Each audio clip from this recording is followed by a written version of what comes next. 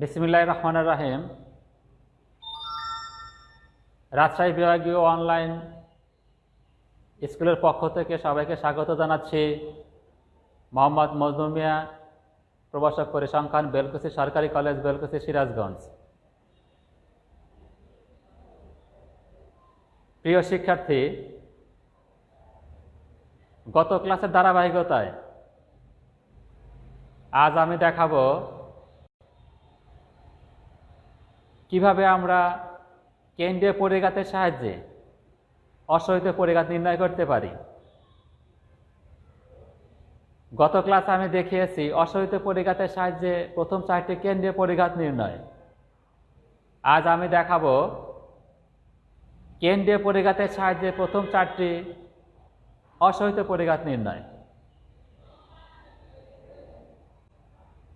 ঠিক আছে শিক্ষার্থীরা, চলো আমরা আমাদের আলোচনায় চলে যাই। আজকের আলোচনা শেষে তোমরা কেন্দ্রীয় পরিঘাতের সাহায্যে প্রথম 4টি অসহিত পরিঘাত নির্ণয় করতে পারবে। কেন্দ্রীয় পরিঘাতের সাহায্যে প্রথম 4টি অসহিত পরিঘাত অর্থাৎ μ1 ড্যাশ, μ2 ড্যাশ, μ3 ড্যাশ এবং μ4 ড্যাশ নির্ণয় করতে পারবে। মনে করি কোনো চলক x এর n সংখ্যক মান x1, x2, x3 up to xn, পদ সংখ্যা n, যোজিত গড় x বার, আনুমানিক গড় a, যেখানে x bar not equal to a। কোনো চলক x এর n সংখ্যক মান x1, x2, x3, x4 up to xn, পদ সংখ্যা n, যোজিত গড় x বার, আনুমানিক গড় a, যেখানে x bar not equal to a, অর্থাৎ যোজিত গড় এবং আনুমানিক গড় সমান নয়। মনে করি কোনো চলক x এর n সংখ্যক মান x1, x2, x3 up to xn, পদ সংখ্যা n, যোজিত গড় x বার, আনুমানিক গড় a, যেখানে x bar not equal to a। μr যদি x এর 8তম কেন্দ্রীয় পরিঘাত হয় তবে μr equal to summation xi minus x bar whole to the power r divided by n। কোন চলক x এর n সংখ্যক মান x1, x2, x3 up to xn, পদ সংখ্যা n, যোজিত গড় x বার, আনুমানিক গড় a, যেখানে x bar not equal to a। μr যদি x এর 8তম কেন্দ্রীয় পরিঘাত হয় তবে μr equal to summation xi minus x bar whole to the power r divided by n। r এর মান 1, 2, 3, 4 বসিয়ে আমরা প্রথম, দ্বিতীয়, তৃতীয় এবং চতুর্থ কেন্দ্রীয় পরিঘাত পেতে পারি বা পাই। তাহলে দেখো r এর মান যদি 1 বসানো হয় তবে μ1, প্রথম কেন্দ্রীয় পরিঘাত μ1 equal to summation xi minus x bar divided by n। দ্বিতীয় কেন্দ্রীয় পরিঘাত r এর মান 2 বসিয়ে দ্বিতীয় কেন্দ্রীয় পরিঘাত μ2 equal to summation xi minus x bar whole square divided by n। r এর মান 3 বসিয়ে μ3, তৃতীয় কেন্দ্রীয় পরিঘাত μ3 equal to summation xi minus x bar whole to the power 3 divided by n, এবং r এর মান 4 বসিয়ে μ4, চতুর্থ কেন্দ্রীয় পরিঘাত μ4 equal to summation xi minus x bar whole to the power 4 divided by n। ঠিক আছে শিক্ষার্থীরা, r এর মান 1, 2, 3, 4 বসিয়ে প্রথম কেন্দ্রীয় পরিঘাত μ1, দ্বিতীয় কেন্দ্রীয় পরিঘাত μ2, তৃতীয় কেন্দ্রীয় পরিঘাত μ3 এবং চতুর্থ কেন্দ্রীয় পরিঘাত μ4। তবে প্রথম কেন্দ্রীয় পরিঘাত mu1 equal to summation xi minus x bar divide by n। যেহেতু xi minus x bar summation xi minus x bar equal to 0, অতএব প্রথম কেন্দ্রের পরিঘাত mu1 ইকুয়াল টু 0। ঠিক আছে শিক্ষার্থীরা, তাহলে প্রথম কেন্দ্রের পরিঘাত mu1 ইকুয়াল টু 0। এই যে mu1 mu2 mu3 mu4 চারটা কেন্দ্রের পরিঘাত, এই চারটা কেন্দ্রের পরিঘাতের সাহায্যে আমরা কি করব, চারটা অসহিত পরিঘাত mu1 dash mu2 dash mu3 dash এবং mu4 ড্যাশ নির্ণয় করব। চলো দেখি এটা কিভাবে নির্ণয় করা যায়। তথ্য সারিতে মান দেওয়া আছে n সংখ্যক মানগুলো x1 x2 x3 up to xn, পদ সংখ্যা n, যোজিত গড় x বার, আনুমানিক গড় a, যেখানে x bar not equal to a। এবার mu1 ড্যাশ যদি 8তম অসহিত পরিঘাত হয় তবে mu1 dash equal to summation xi minus a whole to the power r divided by n। r এর মান 1 2 3 4 বসিয়ে প্রথম অসহিত পরিঘাত mu1 ড্যাশ, দ্বিতীয় অসহিত পরিঘাত mu2 ড্যাশ, তৃতীয় অসহিত পরিঘাত mu3 ড্যাশ এবং চতুর্থ অসহিত পরিঘাত mu4 ড্যাশ। তাহলে mu1 dash equal to summation xi minus a whole to the power 1 divided by n। ঠিক আছে শিক্ষার্থীরা, ইকুয়াল টু কি করব, প্রথম অসহিত পরিঘাতকে আমরা প্রথম কেন্দ্রের পরিঘাতের সাহায্যে প্রকাশ করব। তাহলে দেখো, যদি এর মধ্যে আমি কেন্দ্রের পরিঘাত আনতে চাই তাহলে কি করতে হবে, অবশ্যই যোজিত গড় নিয়ে আসতে হবে। যোজিত গড় কীভাবে নিয়ে আসবো দেখো, এটা হবে summation xi minus x bar plus x bar minus a whole to the power 1 divide by n। ঠিক আছে শিক্ষার্থীরা, equal to summation xi minus x bar plus x bar minus a whole to the power 1 divided by n equal to summation xi minus x বার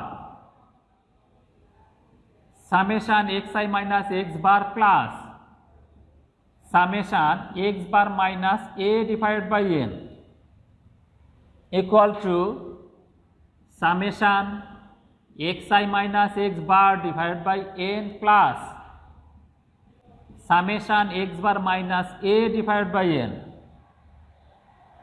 ঠিক আছে শিক্ষার্থীরা, এখন দেখো summation xi minus x bar divided by n এটা কি, প্রথম কেন্দ্রের পরিঘাত, প্রথম কেন্দ্রের পরিঘাত mu1।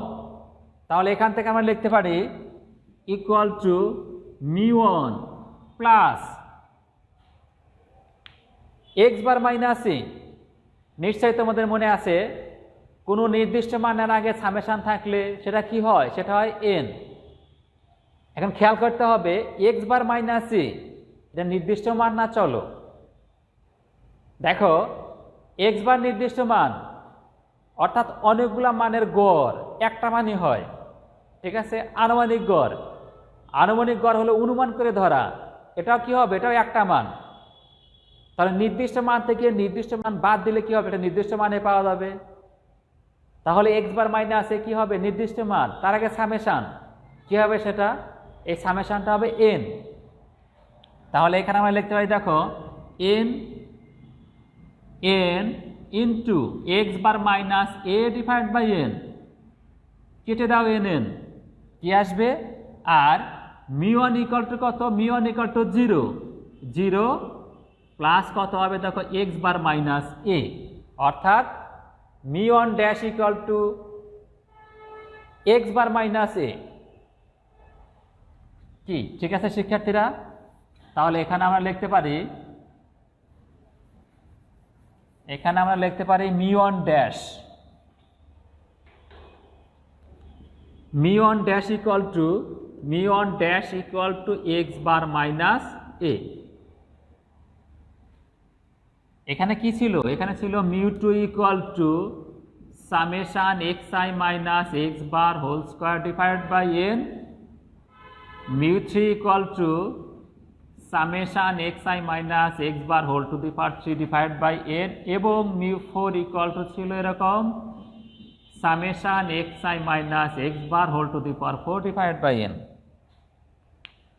তাহলে শিক্ষার্থী এটা খেয়াল করো, এখানে আমি কি পেয়েছি, mu one dash equal to x bar minus a. এখন আমি বের করব mu two dash equal to দ্বিতীয় অসহিত পরিঘাত mu two dash equal to summation x i minus a whole to the power two divide by n equal to summation x i minus x bar plus x bar minus a whole square divide by n equal to summation xi minus x bar plus x bar minus a whole square divided by n equal to summation xi minus x bar plus देखो x bar minus a x bar minus a equal to mu one dash, তাহলে কি লিখতে পারি এখানে আমরা, x bar x i minus x bar plus mu one dash whole square divided by N.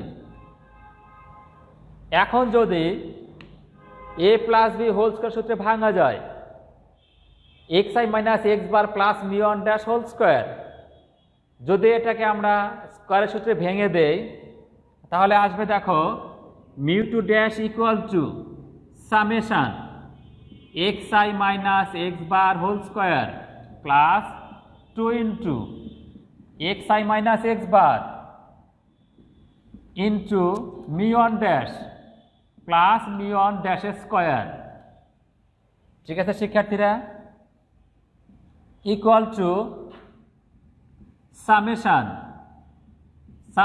X i minus x bar whole square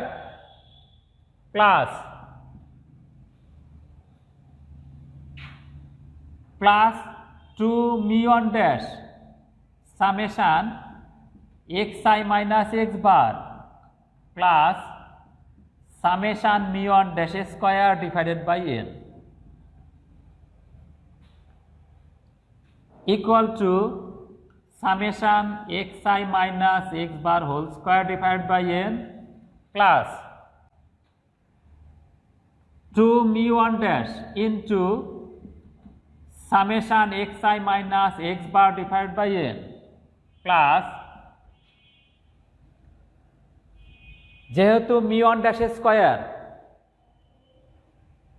mu one dash निर्दिष्ट मान mu one dash square কি হবে, এটাও নির্দিষ্ট মান হবে, তার আগে কি আছে সামেশন, তাহলে এটাকে আমরা লিখতে পারি n mu one dash square divide by n।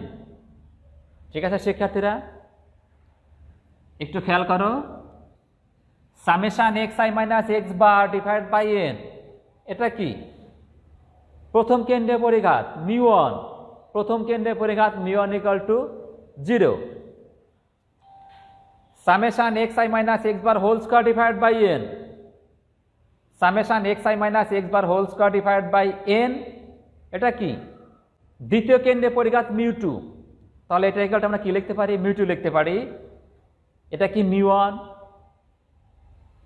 এটা এন এন কেটে গিয়ে কি হবে মিউ ওয়ান ড্যাশ স্কয়ার থাকবে, তাহলে দেখো ইকুয়াল টু প্রথমটা মিউ টু প্লাস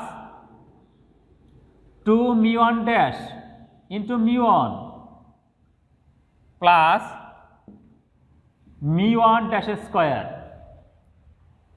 ঠিক আছে শিক্ষার্থীরা, হ্যাঁ এবার mu one equal to 0, mu one equal to 0 বসালে কি হবে, এই অংশটা 0 হবে, তাহলে এখান থেকে আমি লিখতে পারি মিউ টু ড্যাশ, এখান থেকে আমি লিখতে পারি mu two dash equal to mu two dash equal to μ2 plus 0 plus μ1 ড্যাশের স্কয়ার, অর্থাৎ দ্বিতীয় অসহিত পরিঘাত μ2 ড্যাশ ইকুয়াল টু μ2 প্লাস μ1 ড্যাশের স্কয়ার। কি ঠিক আছে শিক্ষার্থীরা? তাহলে দেখো আমি পেলাম μ2 ড্যাশ ইকুয়াল টু μ2 প্লাস μ1 ড্যাশের স্কয়ার। ঠিক আছে? হ্যাঁ, কি হলো এটা? এটা হলো যে প্রথম এবং দ্বিতীয় কেন্দ্রের পরিঘাতের সাহায্যে দ্বিতীয় অসহিত পরিঘাত নির্ণয়। এবার আমি দেখাবো প্রথম, দ্বিতীয় ও তৃতীয় কেন্দ্রীয় পরিঘাতের সাহায্যে তৃতীয় অসহিত পরিঘাত নির্ণয়। আমরা জানি 8তম অসহিত পরিঘাত μ1 dash equal to summation xi minus a whole to the power r divided by n।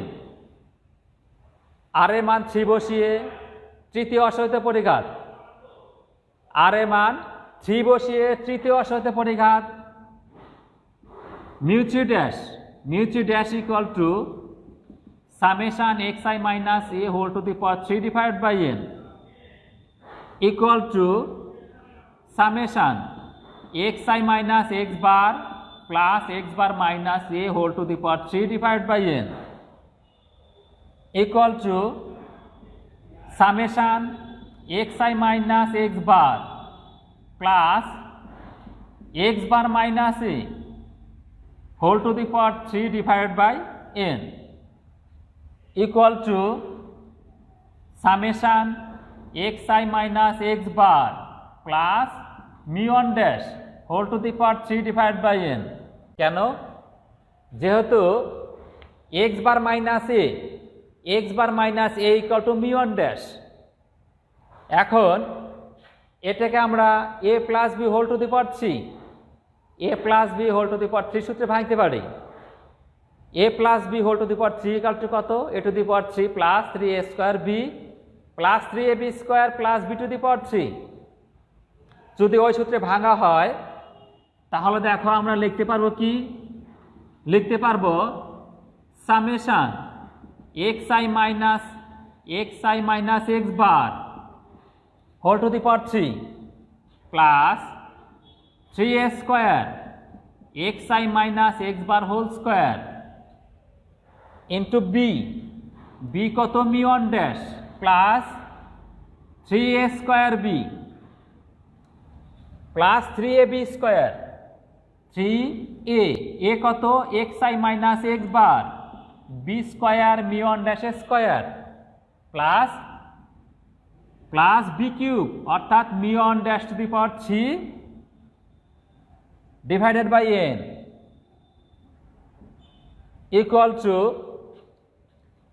Equal to summation xi minus x bar whole to the power 3 divided by n plus 3 μ1 dash xi minus x bar whole square divided by n plus 3 μ1 ড্যাশের square into summation xi minus x bar divided by n plus summation μ1 dash to the power 3 divided by n। ঠিক আছে শিক্ষার্থীরা? এখন summation xi minus x bar whole to the power 3 divided by n equal to দেখো কত? μ3, অর্থাৎ তৃতীয় কেন্দ্রে পরিঘাত μ3 equal to summation xi minus x bar whole to the power 3 divided by n। দ্বিতীয় কেন্দ্রে পরিঘাত μ2 equal to summation xi minus x bar whole square divided by n, অর্থাৎ এই অংশটুক কি লেখা যায়? μ2। প্রথম অংশ summation xi minus x bar whole to the power 3 divided by n equal to লেখা যায় μ3 μ2, এটা কত? μ1। ঠিক আছে শিক্ষার্থীরা? এবং summation μ1 dash to the power 3 divided by n, summation μ1 dash to the power 3 divided by n আর summation mu one dash to the power 3 equal to লেখা যায় n mu one dash to the power 3। তাহলে শিক্ষার্থীরা mu three dash equal to আমি লিখতে পারি mu three plus 3 mu one dash mu two plus 3 mu one dash square into mu one plus n mu one dash to the power 3 divide by n।